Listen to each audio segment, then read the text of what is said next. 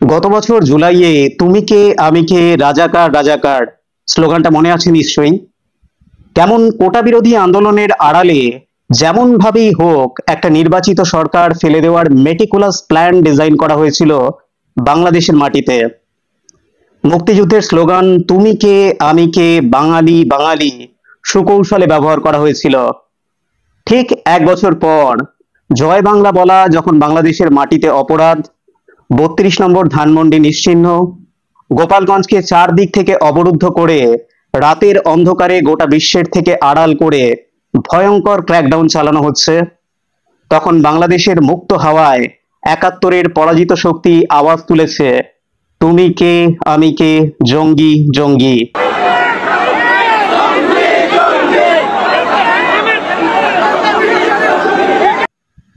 শেখ মুজিবের নেতৃত্বে বাংলাদেশ স্বাধীন হওয়ার পর সংবিধানের মূল 4টি নীতির একটি ছিল ধর্ম নিরপেক্ষতা।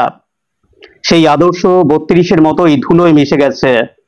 এখন বাংলাদেশে জয় বাংলা নিষিদ্ধ, কিন্তু আইসিসের কালিমা লেখা পতাকা উড়ছে। কেউ জানে না সেন্ট মার্টিনে কি হচ্ছে, কেউ জানে না চট্টগ্রাম বন্দর নিয়ে ঠিক কি হচ্ছে, কেউ জানে না মায়ানমার মানবিক করিডোরে বাংলাদেশের সার্বভৌমত্ব কতদূর কম্প্রোমাইজড। চারিদিকে চূড়ান্ত গোপনীয়তা। ইন্টেলিজেন্সের রিপোর্টে উঠে আসছে একের পর এক অ্যালার্মিং সংকেত। ঠিক কি হচ্ছে বাংলাদেশে? মেটিকুলাস ডিজাইনের আসল মাস্টার প্ল্যানটাই বা কি?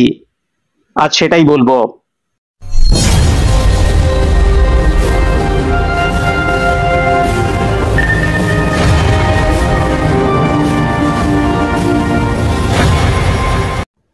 গোপালগঞ্জে চূড়ান্ত ক্র্যাকডাউন চলছে এই মুহূর্তে। স্থল জল আকাশ চারদিক থেকে অবরুদ্ধ করে ঠিক 1971-এর পুরনো কায়দায় চালানো হচ্ছে এই ম্যাসাকার।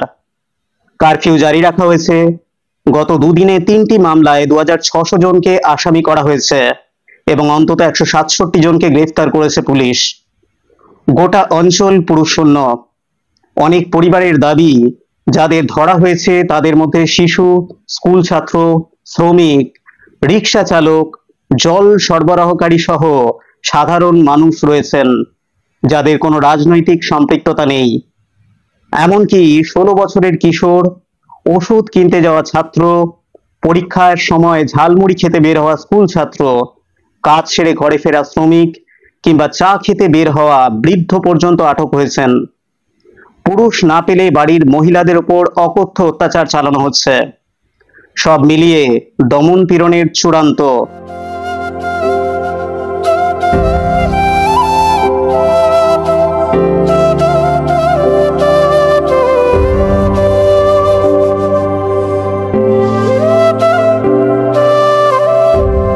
সবই হচ্ছে 71-এর কায়দায়।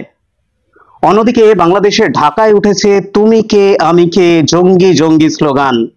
বাতাসে উঠছে নিষিদ্ধ জঙ্গি সংগঠন আইসিসের কালেমা লেখা পতাকা। সব খুললাম খুল্লা। প্রশাসনের নাকের ডগায়। ইউনূসের প্রশাসন স্পিকটি নট।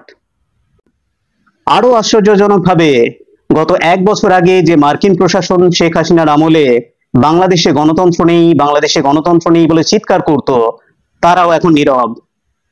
চীনেরও কোনো রা নেই। 71-এর পরাজিত সমস্ত পক্ষ ঐতিহাসিকভাবে আবার একত্রিত। কিন্তু কেন? পিছনের মাস্টার প্ল্যানটা আসলে কি? বলতে দ্বিধা নেই, মুক্তিযুদ্ধের পর বাংলাদেশ সম্ভবত সবচেয়ে বড় সংকটের মুখোমুখি আজ। একটা গৃহযুদ্ধের পরিবেশ ইচ্ছাকৃতভাবেই সৃষ্টি করার মেটিকুলাস প্ল্যান রেডি। বাংলাদেশের শান্তি মানে এই মুহূর্তে নির্বাচন, আর নির্বাচন মানেই প্রতিদ্বন্দ্বিতা, আর প্রতিদ্বন্দ্বিতা মানেই মেটিকুলাস প্ল্যান 20 বাও জলে। তাই জলটা ঘুলিয়ে দাও। ঘোলা জলে মাছ ধরার অনেক সুবিধা। মাছও ধরা হবে, কেউ বুঝতেও পারবে না। যেমন এই মুহূর্তে পাকিস্তানে ইমরান খান জেলে পড়ছে। মার্কিন গোয়েন্দা সংস্থা সিআইএ সর্বোচ্চ শক্তি কাজে লাগাবে যাতে এই অবস্থা বিরাজমান থাকে। ইউনূস তার অ্যাসাইনমেন্ট কমপ্লিট না হওয়া পর্যন্ত সরছেন না। সেন্ট মার্টিন ডিল ফাইনালাইজ না হওয়া পর্যন্ত সরছেন না। চট্টগ্রাম পোর্ট হস্তান্তর না হওয়া পর্যন্ত সরবেন না। মায়ানমার করিডোর বাস্তবায়ন না হওয়া পর্যন্ত তো নয়ই। 71-এর সমস্ত পরাজিত স্বার্থ আবার আপন স্বার্থেই একত্রিত হয়েছে। ঐতিহাসিকভাবে সত্য, কোনো দেশের কনফ্লিক্টে সরাসরি জড়ায় না চীন। নিজের অর্থনীতিকে শক্তিশালী করার জন্যই এটা তারা করে, সুপরিকল্পিতভাবে। সুতরাং নিজের ভূরাজনৈতিক স্বার্থে বাংলাদেশের মাটি ব্যবহার করার জন্য বিনিয়োগের কলাটা মূলটা দিয়ে মৌলবাদী শক্তিকে ইন্ধন জুগিয়ে নিজের সর্বোচ্চ ফায়দা বুঝে নেওয়ার চেষ্টা করে যাচ্ছে চীন। অন্যদিকে পাকিস্তানের প্রতি অনুগত এই রাজাকার বাহিনী 1971 থেকে শিক্ষা নিয়েছে যে ভৌগোলিক দূরত্বের কারণে পাকিস্তানের থেকে বাংলাদেশের সর্বোচ্চ শোষণ সম্ভব নয়। ইন্টেল রিপোর্ট বলছে বাংলাদেশ সেনাবাহিনীর রন্ধ্রে রন্ধ্রে প্লান্ট করা হচ্ছে আইএসআই এর সোর্স। বাংলাদেশের মানুষের প্রতি এদের যে কোনো সহানুভূতি, মমত্ববোধ থাকবে না, এটাই স্বাভাবিক। তার উপর আবার জয় বাংলা বলা লোকেদের প্রতি তো আরোই নয়। তারই একটা টিজার হয়তো আমরা দেখেছি 16ই জুলাই গোপালগঞ্জের রাজপথে। সেনাবাহিনী বুট দিয়ে মারিয়ে ধরে রেখেছে নিহত কিশোরের মাথা। জয় বাংলা বলা লোকজনদের প্রতি কি তীব্র ঘৃণা, কি তীব্র আক্রোশ, কি তীব্র প্রতিহিংসা। গোপালগঞ্জে জেলা জুড়ে কারফিউ চলছে। জনমানবহীন গোপালগঞ্জ শহর বাংলাদেশ থেকে বিচ্ছিন্ন। কারফিউর মধ্যে শহরে দোকানপাট বন্ধ, রাস্তাঘাট ফাঁকা, যান চলাচল নিষিদ্ধ। সেনাবাহিনী, বিজিবির পাশাপাশি নতুন করে নৌবাহিনী ও কোস্ট গার্ড মোতায়েন করা হয়েছে নিজের দেশের ওপর নির্যাতন চালাতে।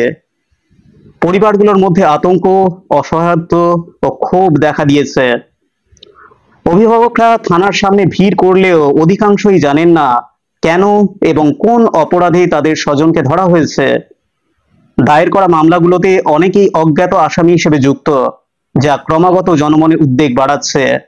স্থানীয়রা বলছেন এমন দমনপীড়ন আগে কখনো দেখেননি।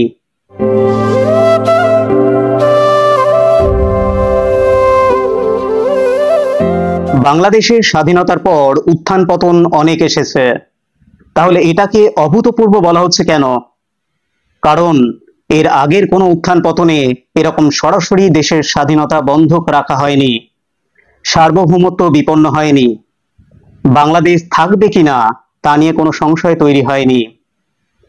মার্কিনিরা যেমন ভাবে ওসামা বিন লাদেনকে তৈরি করে ব্যবহার করে মেরে দিয়েছিল, ঠিক যেমন ইরানের বিরুদ্ধে পাকিস্তানের মাটি ব্যবহার করার জন্য পাকিস্তানকে আইএমএফ বা এশিয়ান ডেভেলপমেন্ট ব্যাংক থেকে এই মুহূর্তে লোনের পর লোন গ্রান্ট করে যাচ্ছে, ঠিক তেমনি পাকিস্তানকে দিয়ে আর পাপেট ইউনূসের মাধ্যমে বাংলাদেশের শোষণ শেষ হলে বাংলাদেশকে ছিবড়ে করে ফেলে দেবে, ঠিক ইরাক বা আফগানিস্তানের মতোই। সুতরাং বাংলাদেশের জল মেটিকুলাসলি প্ল্যান অনুযায়ী ঘোলা হচ্ছে। কুকুর বিড়ালের মতো মরবে মানুষ। বাংলাদেশে গণতন্ত্র আছে কিনা তা নিয়ে এই মুহূর্তে আর কারো মুখে কোনো উচ্চবাচ্য নেই।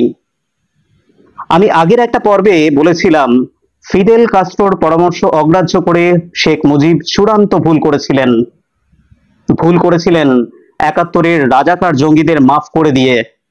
আর শেখ হাসিনা ভুল করেছেন বঙ্গবন্ধুর ধর্মনিরপেক্ষতার আদর্শ বিচ্যুত হয়ে। 500 মডেল মাদ্রাসা গড়ে তিনি কৌমি জননী হতে চেয়েছিলেন। এখন সেই মডেল মাদ্রাসাগুলো থেকেই স্লোগান উঠছে তুমি কে আমি কে, জঙ্গি জঙ্গি। আজ আত্মসমালোচনাও জরুরি। বাংলাদেশের বহু ব্লগার সে সময় জীবন দিয়েছিল তাকে সতর্ক করে অপ্রিয় সত্য স্মরণ করানোর জন্য। তসলিমা নাসরিনের মতো বহু অ্যাক্টিভিস্ট দেশ ছাড়া হয়েছেন বঙ্গবন্ধুর ধর্মনিরপেক্ষ বাংলাদেশের কথা স্মরণ করিয়ে দিয়ে। তিনি কর্ণপাত করেননি। পরিণামে বাংলাদেশ আজ জঙ্গি রাষ্ট্রে পরিণত। কিন্তু বঙ্গবন্ধুর শেষ দুর্গ গোপালগঞ্জ বোধহয় ব্যতিক্রমী। এত প্রতিকূলতা, এত অত্যাচার সহ্য করেও বঙ্গবন্ধুর আদর্শের মশাল হাতে অন্ধকারাচ্ছন্ন এই বাংলাদেশে একা সংগ্রাম জারি রেখেছে। এই একটি মশালের শিখা যতক্ষণ না লক্ষ মশালে ছড়িয়ে পড়ছে, বাংলাদেশের মুক্তি নেই। বাংলাদেশের শুভবুদ্ধি সম্পন্ন প্রত্যেকটি মানুষ যতক্ষণ না আবার মুক্তিকামী হচ্ছেন, বাংলাদেশের মুক্তি নেই। কারণ এবারের সংগ্রাম হবে রাজাকার মুক্ত বাংলাদেশ গড়ার সংগ্রাম। এবারের সংগ্রাম হবে একটা সমৃদ্ধ বাংলাদেশের স্বপ্নে সর্বাত্মক দ্বিতীয় মুক্তিযুদ্ধের সংগ্রাম। আপনার কি মত? বাংলাদেশের মানুষ কি পারবে এই অসাধ্য সাধন করতে? শেখ হাসিনা ডাক দিয়েছেন, ঘরে বসে থাকার আর সময় নেই, যে যার প্রহরী আপন দুর্গ গড়। আপনার মতামত কমেন্টে জানান। পর্বটি ভালো লাগলে লাইক করে, শেয়ার করে ছড়িয়ে দিন শুভবুদ্ধি সম্পন্ন স্বাধীন চেতা প্রত্যেকটি মানুষের মাঝে। চ্যানেলটি সাবস্ক্রাইব করে রাখুন, যাতে আমার কোনো পর্ব ভবিষ্যতে মিস না করে যান। গোপালগঞ্জ বাংলাদেশকে অন্ধকারে পথ দেখা শুভকামনা রইল। সকলকে ধন্যবাদ।